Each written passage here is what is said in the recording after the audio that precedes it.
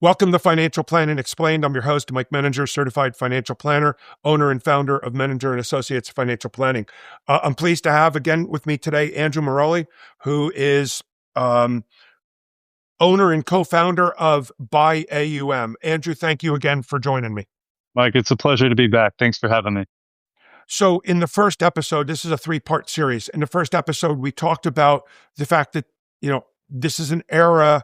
A couple years ago, I saw the data that the average age of an advisor is 62 years old. And I also saw somewhere along the line that 95% of financial advisors depart by literally selling their business, which is what we're going to talk a lot about. But then we're also going to talk about business succession planning. But episode 1 was client centric. Like, what does the client do if they're fearing that their advisor is going to leave, or if in fact their advisor does retire? Now we're going to kind of take a look at it from the perspective of the advisor, because that is exactly what you do. You're a matchmaker. You're a matchmaker between potential selling advisor and a potential buying advisor. Is that a fair statement? Yeah, that's exactly right, Mike. BuyAUM was really founded to reinvent how succession planning was done. Prior to this, it was like Zillow or Redfin. Let me put my listing on the market. I'm going to get 30 to 50 LOIs from firms I've never heard of. More importantly, have no idea what I'm looking for or know me. And they just say, here's a number, which is so impersonal. And it's a disservice to the end client that advisors, men and women, have been serving for 30 years. So yeah, we are financial matchmakers, I guess, is like the slogan you could say, but we're connecting buyers and sellers, and it's saving a lot of people a lot of time. I could see that. I can see that just in understanding and discussions that we've had in the past. So one of the things that's probably most important, and we're going to focus a little bit more on the seller, is, if I'm thinking about selling my business, when should I begin that whole process, rather than saying, kind of like, just stick a sign in my front yard saying for sale? When should I be thinking about selling my business? There's going to be a lot of prep work. I would say the second day that you're in operation, right? Like, and it's not in a tongue-in-cheek way, but business planning is exit planning. And the rushed kind of, oh my goodness, I've been operating my business one way for 25 years. Let me think about trying to sell it now. You are playing catch up, and there's a lot of things that you can't, it's a cruise ship. You can't shift it quickly. And so as a CEPA, they talk about that in our programming is, look, business planning is exit planning because it takes a long time to do it. So like the truth, the honest answer is you should always be thinking about exit planning. From an actionable standpoint, 5 years at a minimum, because it takes 2 to 3 years after you've done the diligence, found the successor, you do a deal, they stroke a check, and you don't just walk out the next day. We were working with an advisor that said, I used to think I'd sell today and I'm gone tomorrow. That's my magic wand scenario, but I understand that's not really how it happens. It's a disservice to the clients. So yeah, I'm probably 2 years out from hanging the cleats up. Now is the time for me to find who the successor is. So I would say a minimum of 5 years is when you want to start thinking about, how do I begin to shift my business to optimal structure?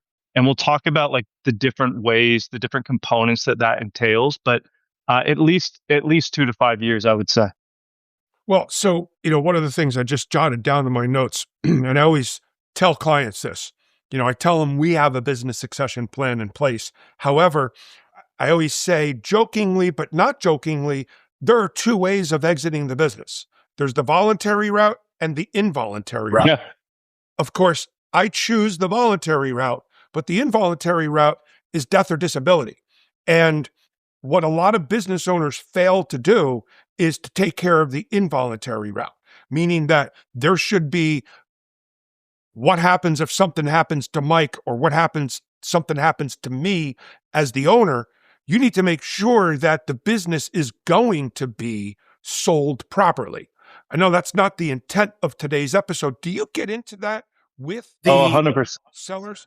Yeah, we do. You think about it, it's the same. People always do that within the family, or not always, but they should, right? You're an advisor, you're meeting with, 2 clients, husband, wife, and it's like, okay, well, let's say husband's name is John. John, you're the breadwinner, you manage all the assets and the accounts, you have all the passwords. If you get hit by a bus or have a heart attack at the gym, does your wife know where all the money is? The accounts, the passwords, who to call?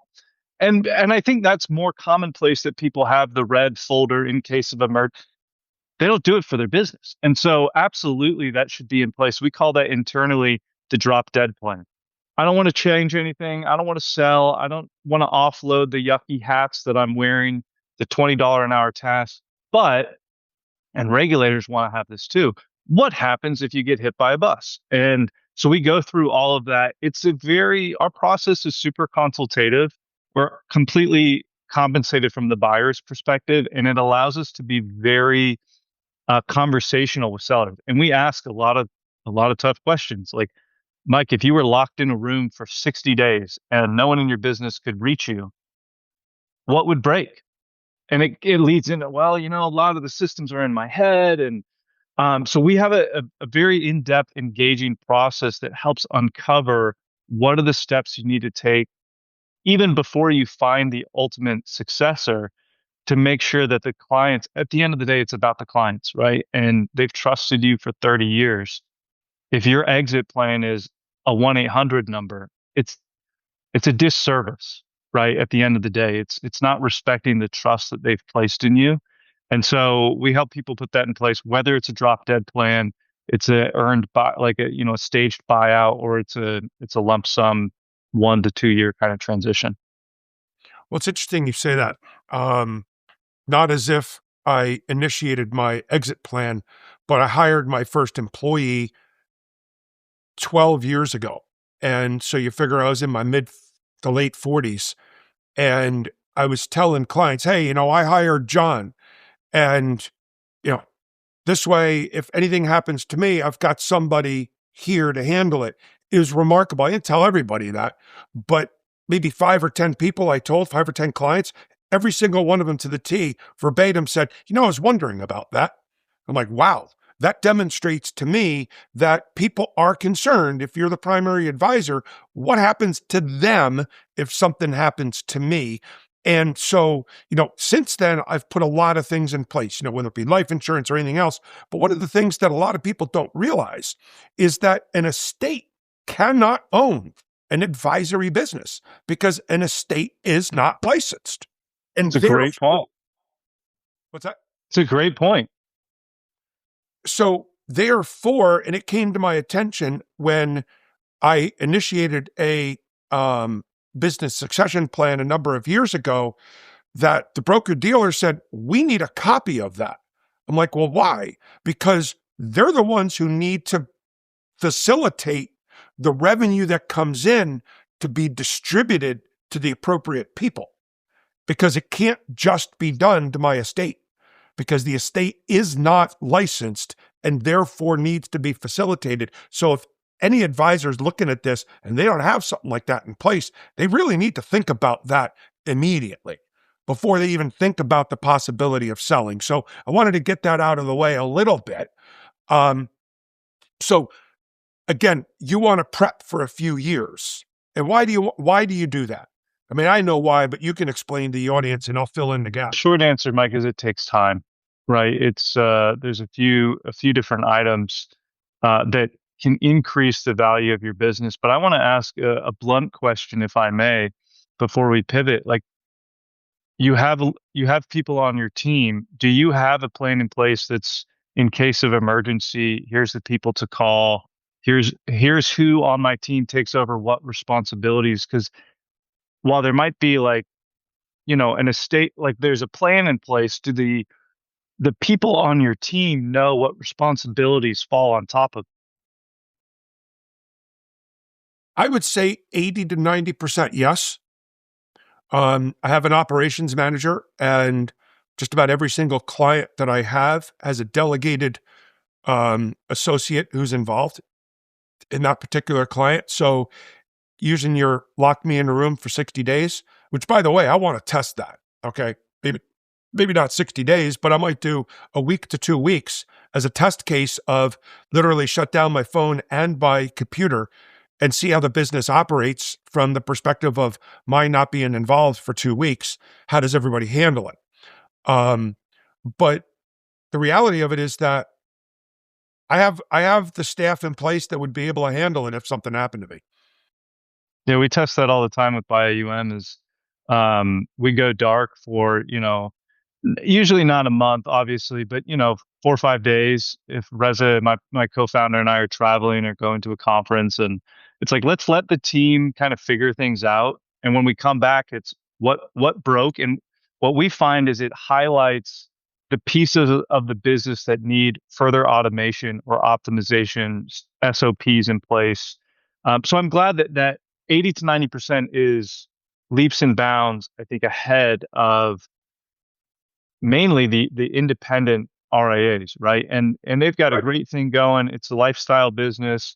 There's nothing wrong with that by any means, but it's the in case of emergency. We're working with a wife of an advisor right now. The advisor was chasing and he's in his late 60s. He was chasing his first grandson around the living room, hit his head on a solid oak coffee table, and is now not at the capacity where he can service his clients, had no plan in place. And the value he's getting on the open market is much lower than it would be if it was a thoughtfully executed plan, because a lot of the clients are leaving.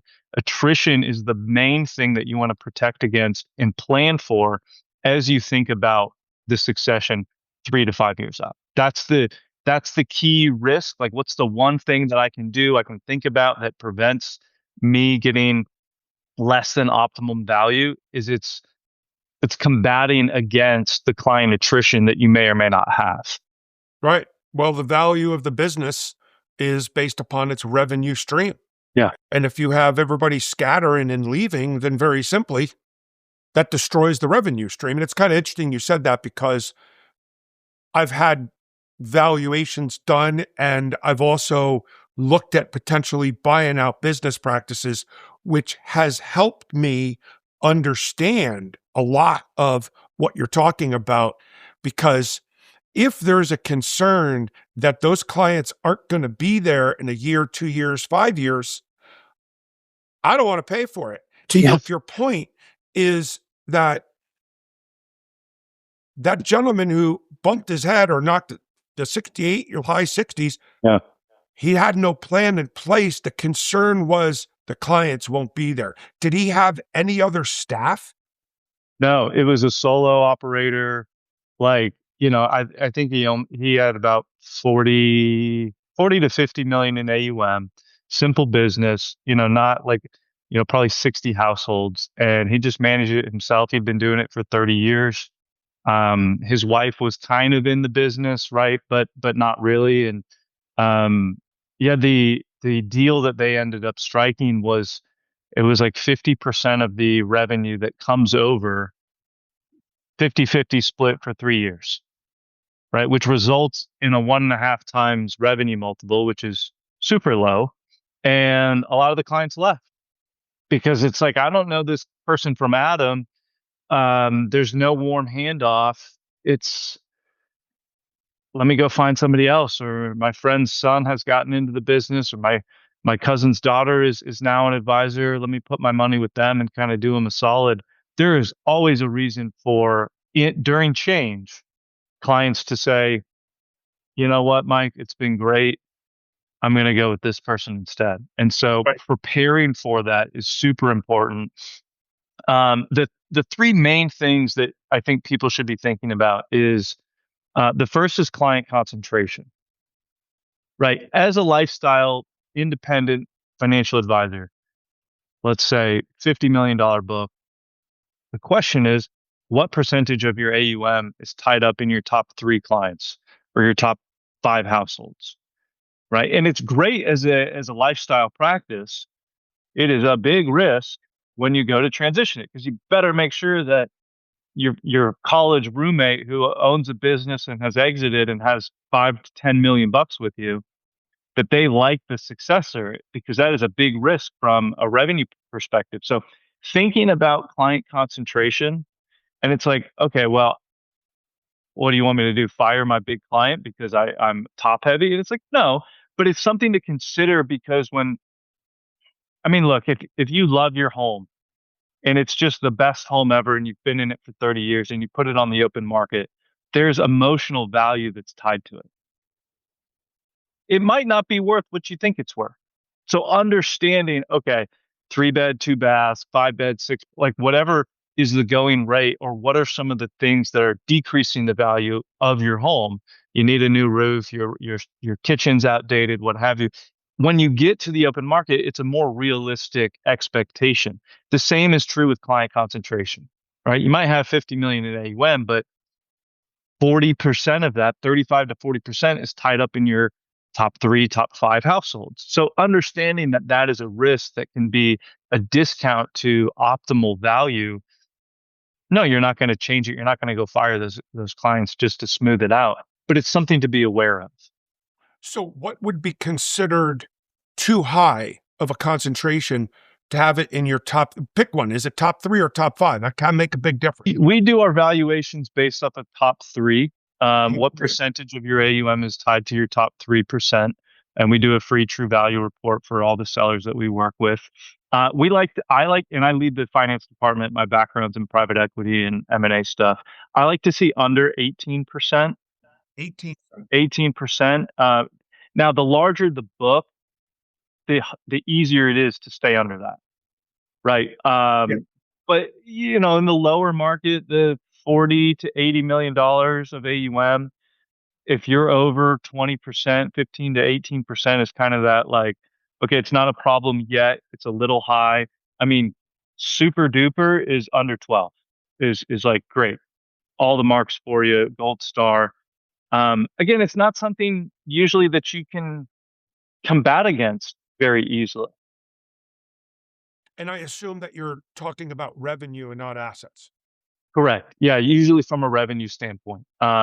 Which, and that's the difference is you might say, well, okay, I've got a $10 million client, but from a revenue perspective, they're not 20% of my book. They're only 10% because they're on a lower payout, which I think is fair and makes sense. So yeah, it's from a revenue standpoint, not just a percentage of AUM.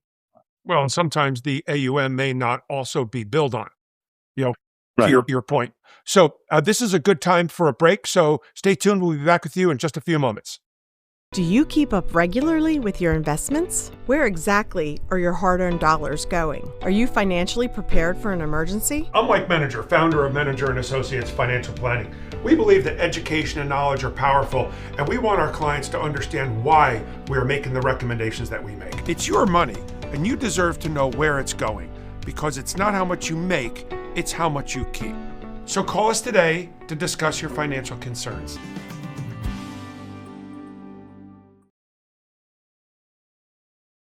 Welcome back to Financial Planning Explained as I continue with Andrew Mirolli here. This is real good. We were talking about do not have more than 18% in the top 3. I say do not have, but that may limit the value of your book. But you referenced a couple times a lifestyle practice. Can you explain to me and the viewers what you mean by that? It goes back to my original point of when should you start business planning for an exit. And there's 2 main paths that business owners go down: lifestyle, and we like to call it enterprise value, right? One takes not all, but a lot of the income that's generated from the business and reinvests it into personnel and systems and brand, what have you, right? So typically would have much lower EBITDA margins on an enterprise kind of goal of a business. And you've got staff and systems and SOPs and a brand and what have you. A lifestyle that lowers the valuation? I'm sorry? You're saying that lowers the valuation if I have not at all. It's just 2 different. I mean, at the end of the day, within the niche of financial advisory practices, the difference between these from a valuation standpoint is minimal in the lower market, right? If you ever speak with, like, I've got a buddy who's still in the M&A world, and he's like, I'm looking for businesses that have 2 million in EBITDA or 5 million in top line and above. And I go, I get it. Everyone's looking for that. Why is that the line in the sand?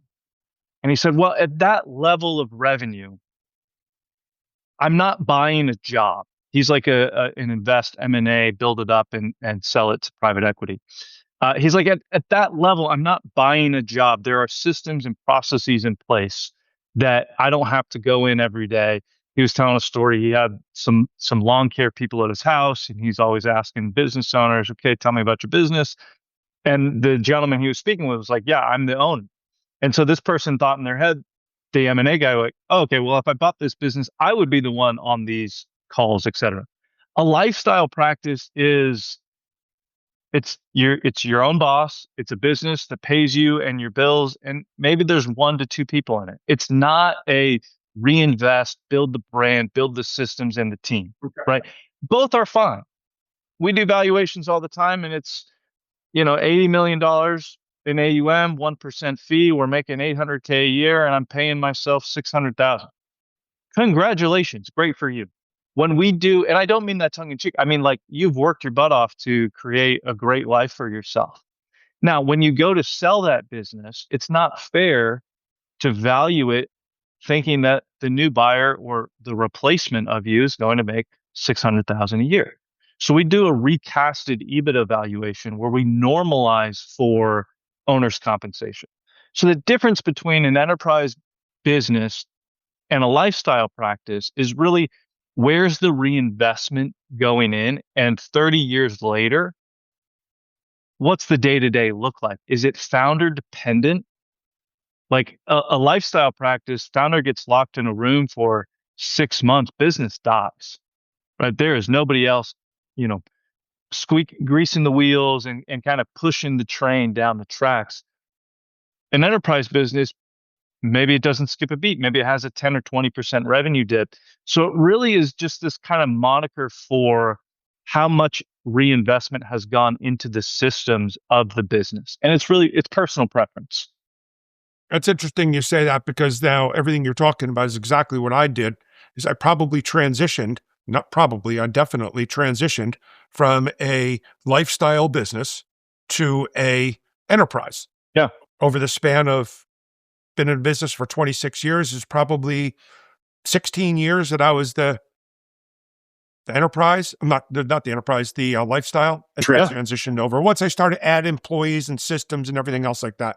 And I've always joked with my staff and others, the value of my business is at its greatest when the need for me is at its least. Absolutely. I need to make myself obsolete. But it's expensive to do that, right? From like, yes, the value of your business is higher, but your annualized expenses are much higher than if it was just you, right? And so in this, like being a financial advisor is not rocket science and it's not coal mining. And so it's an industry that it can function for a small niche, 60 households that trust me. I've been doing this for 35 years. I don't necessarily need 6 or 7 employees and a staff, and I can so like I think by a function of the industry and subset of the market that we're in, it's not a hedge fund, right? Hedge funds can't be lifestyle practices. Big concrete companies can't be a lifestyle practice, but financial advising can. And again, nothing wrong with it. It's just understanding what's the business that you've built. One is much more important, much more timely to plan for succession.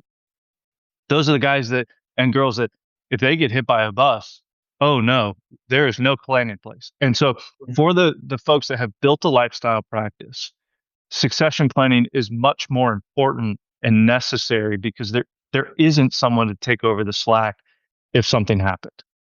I can see that. I can definitely see that. And it goes hand in hand with what you had said with your friend who's still in the M&A business. He won't touch anything that's under $2 million of revenue, or shall I say profit, and $5 million in revenue, simply because it's anything above that is more like an enterprise. He goes, Andrew, I don't want to buy a job. That's a simple way to put it, right? Yeah, so it's another piece, Mike, that takes time to implement in your business as let's go back to succession planning for financial advisors in the niche that we exist in. What's something that can really help my business that takes time as I'm 5 to 10 years out?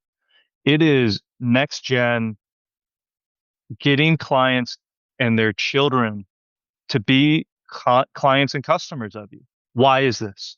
If I'm a buyer of your business and we're in due diligence and we sign NDAs and you send me your client household list and maybe the names are blacked out, but it's, John Smith, JS has 5 million bucks with us and husband and wife are 68, 72. Okay. Let's say the average age of all of your clients is 72. I'm going to go, okay, well, those are, they're in RMD phase, they're towards the back end. There's a higher average age. Not demerit, but that's not optimal value, right? It's the average age of household is a little bit higher than maybe we would like to see. If you came back and you said, yeah, well, Andrew, look right under JS, it's JS Junior, and they've got a $40,000 account with me, and maybe I don't charge them anything. Maybe you do. They've been clients of mine for 5 to 10 years. They love me. It's the bridge to the next generation that takes time to set up. Mr. John, annual review. This is what we did for you last year. It was terrific. What are your plans for this next year? By the way, what's John Jr. doing? Does he have an advisor? We're rolling out a new program where for all of our top clients, we're offering free financial planning advice for their children. Whatever that like style of marketing you want to put on it, the value is if John and Nancy Smith die, that $5 million has a much higher probability of staying where the children advice is coming from, their advisors. Because if they are not clients of yours, the numbers are 75% if one spouse dies. It's in the 90s if both spouses die. The probability that the children change advisors, the money goes somewhere else. And so that is something that takes time to set up, but it is a hugely important thing. And the only way that you can combat average age of household, which by the nature of being someone that's ready for succession planning, your average age of household is going to be higher. It's like people end up, they say like people tend to look like their dogs after a long enough time, right? Which I always think is hilarious. Clients begin to look like their advisor because they're about the same age, right? And so if an advisor is selling that's 74 years old, I can put a lot of money down that the average household is between 70 and 78 years old, right? So the only way to combat against father time and combat the discount to optimal value is to say, okay, over the next 5 years, as I prep for a sale, I'm going to actively bring on the children of all of my top clients, whether it's for free or discounted, I don't care. Have an account with the children so that when the parents sadly do pass away, if and when that happens, or even if before, a buyer looks at it and says, okay, boom, boom, I've got both of them here. You do that for everybody. Now, all of a sudden, an average age of 72 doesn't look so bad. Right. And what you're basically saying here, Andrew, is that you're valuing the retention of revenue. Correct. That's Bingo. simple. And so, and we've done a lot of that ourselves as far as trying to get the next generation involved. And so I'm literally thinking of, okay, who are my top 5 clients? Have I dealt with all of the, and so the answer to most of that is yes. And so I'm happy with that. And I just hope, well, it doesn't matter because I'm not really selling the business other than passing it down. But, that's a very interesting evaluation. So what other things go into a business valuation? So you talked about obviously revenue retention. That's the main issue.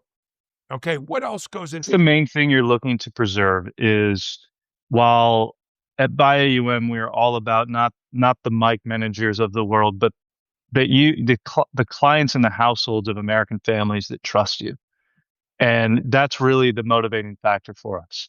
Now, if I put my buyer's cap on and I'm looking at Mike's business, yeah, okay, I love the families, but at the end of the day, it's a business deal. I'm looking at revenue. And so if I'm going to pay 2.8 or 3.3 times top line revenue, I want to make sure that revenue stays. Right. The other piece is what type of revenue is it? Right? I've got some brokerage accounts. I've got annuities and trails. I've got recurring revenue of advisory stuff. Revenue mix is a very important factor, again, that takes time. I don't think it's a surprise or news to anyone that AUM advisory business is far more valuable than anything else in the space, right? By magnitudes. GDC, multiples on GDC, right? I did $1 million in commissionable products last year. A buyer might value it that at goose egg. They might get you half, 0.5 times GDC. A great deal would be 0.75 GDC. You should sign on the dotted line if you ever get a 1 times GDC from your previous 12 months revenue. Again, and that's not financial advice. That's if I was in those shoes, that's what I would do, because commissionable business has gone out of vogue. And I think people understand that. My background is in private placements and alternatives, and they can serve a really great purpose in some instances. I also think hundreds of families and thousands of advisors have been burned on private placements and Reg Ds that say they're going to do one thing and then 5 years later, maybe it does another. That's a different conversation that we could get into. But at the end of the day, from a buyer's perspective, I am tacking on a nice, juicy market tied revenue or multiple to the advisory recurring revenue model. Whether you're at 50, 80, 100, 120 bips, I'd rather a whole book of business be at 60 bips and advisory than 110 bips, but half of it is commissionable business. The value of the business is dramatically different. Going back to its recurring revenue, right? So the revenue mix is something that, again, takes time. When things come out of surrender, what do we do with it? Well, I could get paid 5 to 7 years worth of revenue today on this $1 million if I do this product, or I could throw it into the advisory side. Not that it's their choice, it's the client's choice. But like as a business owner, you're thinking about that. Here's 5 years of revenue in one hit, or I can flip it over to the advisory fee, 80, 100 bips, what have you. That's something that takes time and behooves all people that are 5 to 10 years out to begin to transition their revenue mix. The most valuable books are 100% advisory business at market rates. It's so easy for a buyer to buy, keep all the fees the same, Schwab to Schwab, LPL to LPL, like whatever it is. It all comes back to how much change is going to happen, and therefore clients leave. Absolutely. We're at a good breaking point here. What we'll do is we'll pick up where we left off on our next episode. Once again, thank you, Andrew, for joining me. Andrew Mirolli, who is co-founder and owner of BuyAUM, and I'm Mike Menninger, owner and founder of Menninger & Associates Financial Planning. We're going to pick this up with our next episode, so we look forward to seeing you next week. Thank you very much. Have a wonderful day and have a great week.